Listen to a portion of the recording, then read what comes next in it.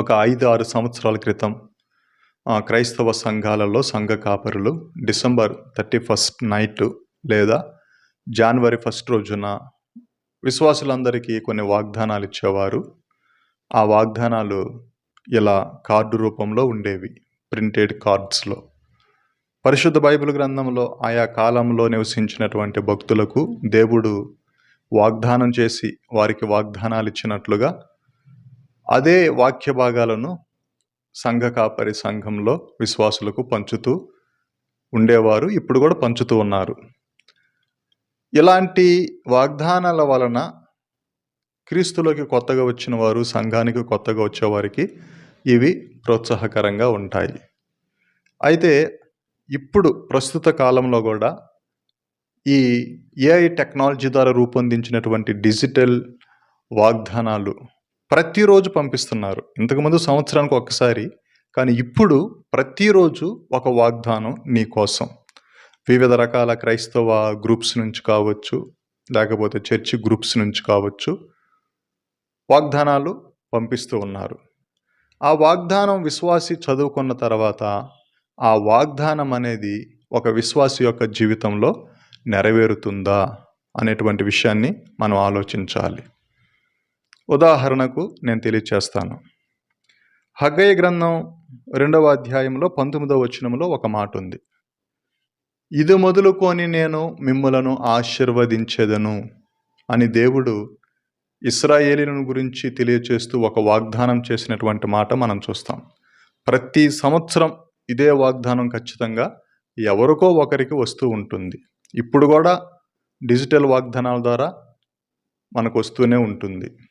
ఇది ఒక మంచి ఆశీర్వాదకరమైనటువంటి మాట. ఇప్పుడు ఒక క్రైస్తవ విశ్వాసి ఆ మాట చదువుకొని సంతృప్తి పొందితే సరిపోతుందా? ఈరోజు నాకు మంచి వాక్యం వచ్చింది, పర్వాలేదు, నేను ఆశీర్వదించబడతానని క్రైస్తవ విశ్వాసి 5 సంవత్సరాల నుంచి 10 సంవత్సరాల నుంచి దేవుని మందిరానికి వెళుతూ ఎలాంటి వాగ్దానాల ద్వారా సంతృప్తి పడడానికి అవకాశం ఉందా, లేకపోతే అది నిజంగా అతన్ని ఆశీర్వదిస్తుందా అనేటువంటి విషయాన్ని ఆలోచించాలి. అయితే ఆ వాక్యము ఎవరికి అది ఆశీర్వాదకరంగా ఉంటుంది, ఆ వాగ్దానం ఎవరికి ఆశీర్వాదకరంగా ఉంటుంది అనేటువంటి విషయాన్ని మనం గ్రహించాలి.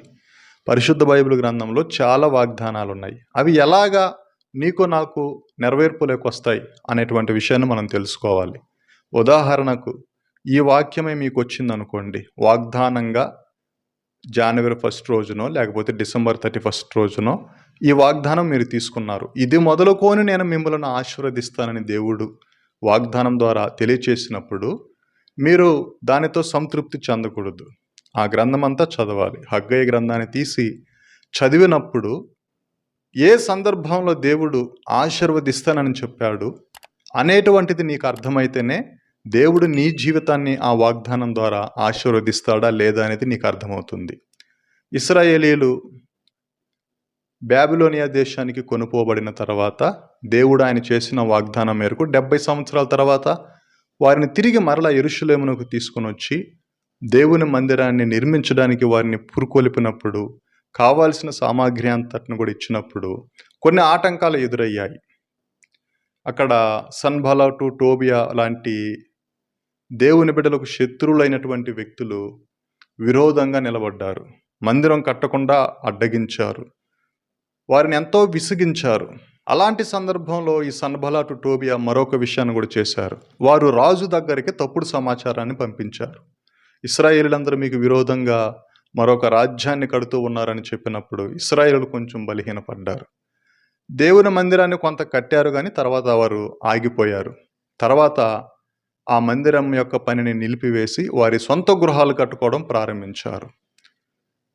దేవుడు వారిని చూస్తూ ఉన్నాడు. కొన్ని సంవత్సరాలు గడిచింది, కానీ దేవుని పనిని ప్రారంభించలేదు.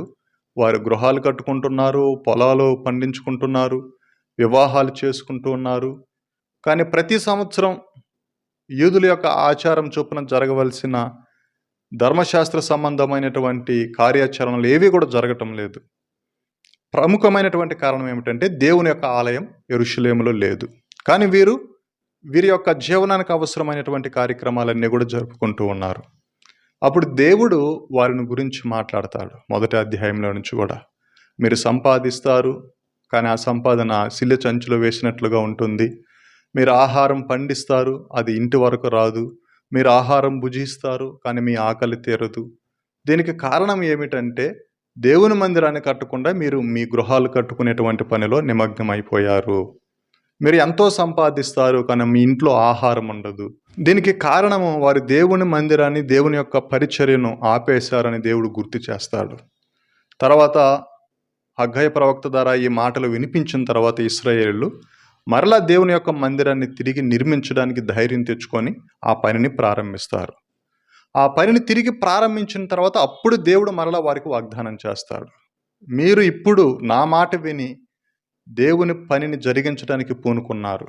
భయపడక, టోబియాకు సన్బలాటుకు భయపడకుండా, మీకు ఎదురొచ్చే ఆటంకాలకు భయపడకుండా నా పని చేయడానికి మీరు పూనుకున్నారు కనుక ఇది మొదలుకొని ఎప్పుడు మీరు నా మాట విని నా మాట ప్రకారం బ్రతకడానికి తీర్మానం తీసుకున్నారు. ఇప్పుడు మీ పంట మీకు సమృద్ధిగా ఉంటుంది, మీ బిడ్డలు ఆరోగ్యంగా ఉంటారు, మీ సమస్తం కూడా క్షేమకరంగా ఉంటుంది. ఇది మొదలుకొని నేను మిమ్మల్ని ఆశీర్వదిస్తానని దేవుడు హగ్గయి ప్రవక్త ద్వారా ఇశ్రాయేలుకి తెలియచేసినటువంటి సందర్భం అది. ఇప్పుడు సాధారణంగా ఆ వాగ్దానం నాకు వచ్చినప్పుడు నేనేం చేయాలి? ఆ వాక్యం చదువుకున్నప్పుడు ఒకవేళ ఆ గ్రంథాన్ని గురించిన విషయం నాకు తెలియకపోతే దాన్ని చదువుకోవాలి. చదువుకున్న తర్వాత దేవుడు ఒక మనిషిని ఎప్పుడు ఆశీర్వదిస్తాడో, దేన్ని బట్టి ఆశీర్వదిస్తాడో అది మనకు వాక్యంలో అర్థమవుతుంది. ఆ రీతిగా క్రైస్తవ సమాజంలో ఉన్నటువంటి విశ్వాసులు ఆశీర్వదించబడాలే కానీ మీరు వాక్యం చదవకుండా, ప్రార్థన చేయకుండా, మందిరానికి వెళ్ళకుండా, మీరు కేవలము ఏఐ టెక్నాలజీతో రూపొందించిన వాగ్దానాలతో సంతృప్తి పొందేటువంటి మనుషులైతే, వివిధ రకాల సంగీతాలతో కలర్ఫుల్గా, ఇప్పుడు విశ్వాసులందరూ అవే, ఎవరు చూసినా కూడా ఏఐ టెక్నాలజీతో వచ్చినటువంటి పాటలు, వాక్యాలు, వాగ్దానాలు, వీటిని స్టేటస్లుగా పెట్టుకుని సంతృప్తి చెందుతున్నారు. నేను చెప్పిన ఈ మొదటి అనుభవం అనేది మీ జీవితంలో మీకు లేకపోతే, మీరు ఇలాంటి వాగ్దానాలు రోజుకొకటి కాదు, రోజుకు 100 పెట్టుకున్నా కూడా, 100 చదివినా కూడా మీరు దీవించబడరు, ఆశీర్వదించబడరు. మీరు ఆశీర్వదించబడ్డానికి హగ్గయి గ్రంథంలో నేను చెప్పినటువంటి ఒక ఉదాహరణ అద్భుతమైనటువంటిది. దేవుని యొక్క వాక్యం చాలా స్పష్టంగా తెలియజేస్తుంది. దేవుని చేత దీవించబడ్డానికి, దేవుని చేత ఆశీర్వదించబడ్డానికి దేవునిలో ఉన్న పునాది ఏమిటి?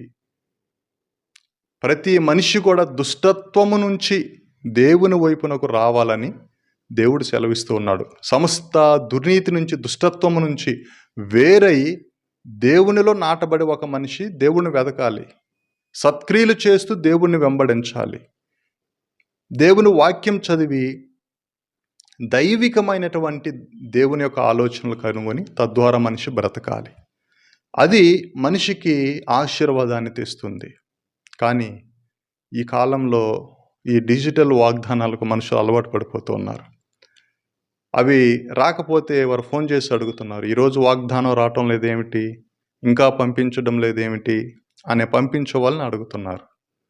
వాక్యం చదవండి, ఇది దానికంటే ప్రాముఖ్యమైనది, దానికంటే శక్తివంతమైనది. ఈ వాక్యం చదివితే నువ్వు ఎందుకు ఆశీర్వదించబడలేదో చెబుతుంది, నువ్వు ఎలా ఆశీర్వదించబడాలో చెబుతుంది, నీకు కావలసిన బుద్ధి, జ్ఞానము, వివేకము సమస్తాన్ని కూడా ఈ వాక్యం నీకు తెలియచేస్తుంది.